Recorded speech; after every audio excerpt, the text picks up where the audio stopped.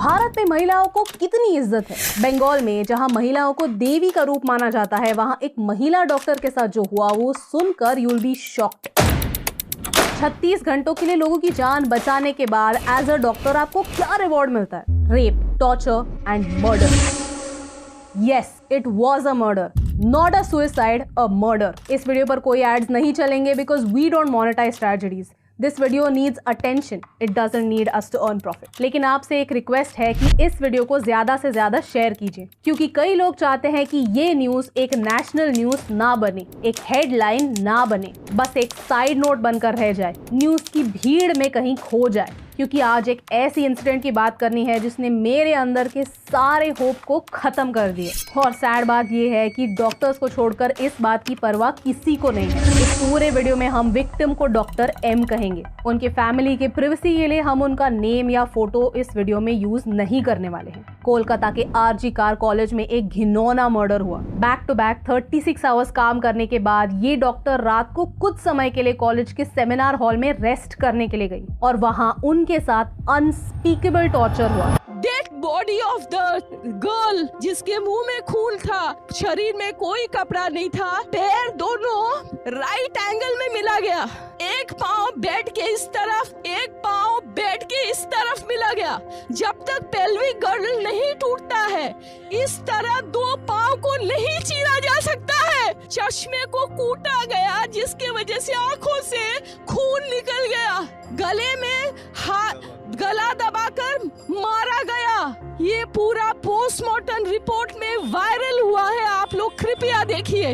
I promise you that not a grain of the words I utter today is a lie. Bleeding from her eyes, bleeding from her mouth, bleeding from her vagina, injury all over her body, fractures। ये सरासर एक murder है। Social media पर धीरे धीरे details बाहर आ रही हैं। You know the worst part, torture की डिटेल्स बरी करने की कोशिश की। डॉक्टर एम के पेरेंट्स को झूठ कहा गया कि ये मर्डर नहीं, एक सुसाइड था। केस बंद करने की हर वो कोशिश की गई जो की जा सकती है। Evidence was destroyed. In fact Twitter पर कुछ लोग कह रहे हैं कि उस कॉलेज में सेमिनार हॉल के ऑपोजिट रेनोवेशन शुरू हो चुके हैं ताकि कोई एविडेंस बच ही ना पाए। पुलिस इन्वेस्टिगेशन तक कॉम्प्रोमाइज हो चुकी है। डॉक्टर एम के मेंटल स्टेट पर सवाल उठाए गए। अरेस्ट की बात तो तब हुई जब प्रोटेस्ट की वजह से इस इश्यू को मीडिया अटेंशन मिला, लेकिन एक डीले की वजह से इन्वेस्टिगेशन सीरियसली कॉम्प्रोमाइज हो सकता है। Evidence can be destroyed.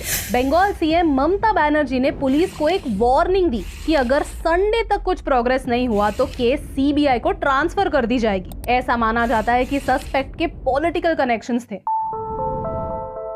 जहां रेप हुआ वहां कोई सीसीटीवी था ही नहीं, लेकिन पुलिस को उस एरिया में एक ब्लूटूथ हेडसेट मिला। फिर पुलिस ने जब ये हेडसेट कुछ सस्पेक्ट्स की मोबाइल से कनेक्ट करने की कोशिश की तो कोलकाता पुलिस वॉलंटियर संजय रॉय के फोन से ही ये हेडसेट कनेक्ट हुआ। द वर्स्ट पार्ट इज, इस सस्पेक्ट के अगेंस्ट कई एलिगेशंस थे, जैसे एक्सटॉर्शन, इंटिमिडेशन और threats against women.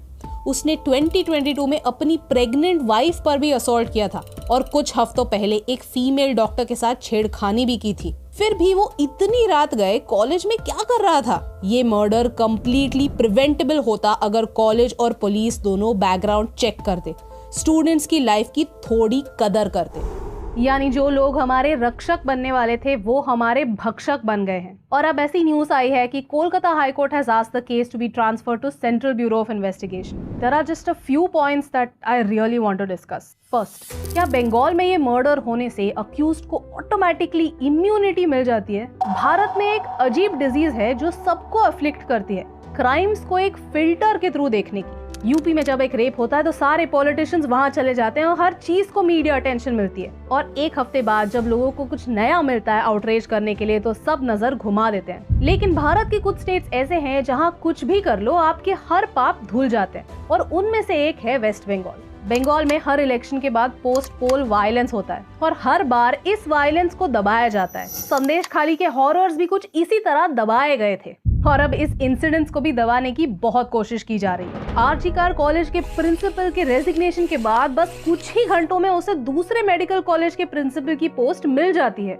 What does that tell you? Bengal is that dumpster fire that will keep burning and you'll keep hearing cries of the innocent, but you'll ignore it because the color of the fire is not a color that you like.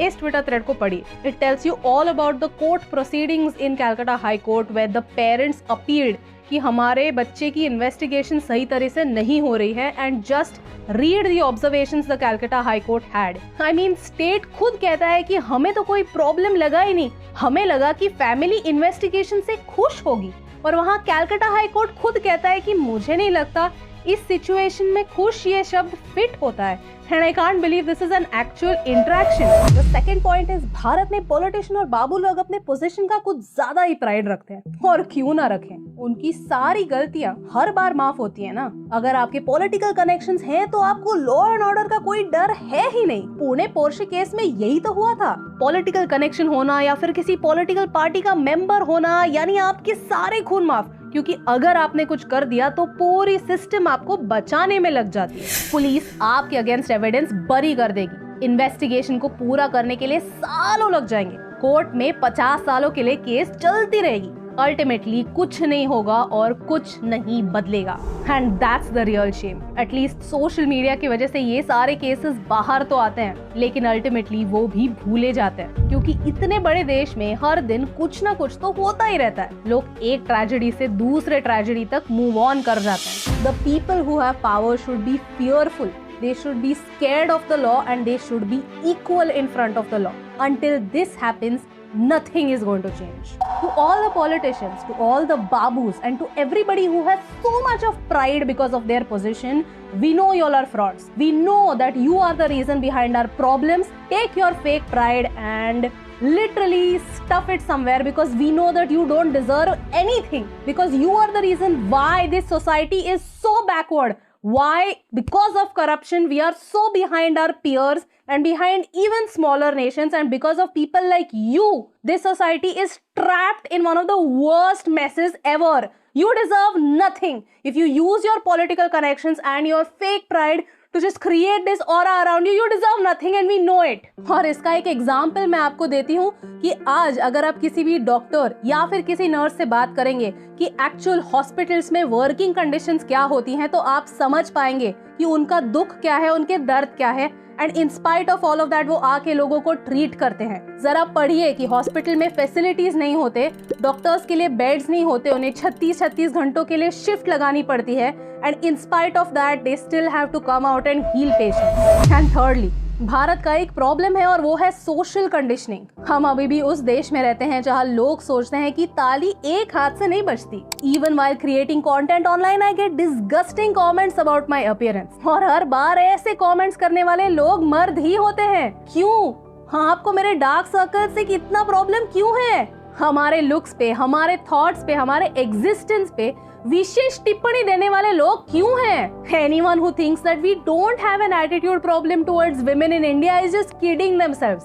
ये सच नहीं है। I know that there are good men, I know that there are supportive men, लेकिन हर एक supportive मर्द के लिए 100 ऐसे toxic मर्द होते हैं जो ऑनलाइन आके उनका सारा बैगेज हमारे पे अनलोड कर देते हैं। और ये सच है, ये आप डिनाई नहीं कर सकते। I am a working woman and every day I have to face the question, why are you not having kids?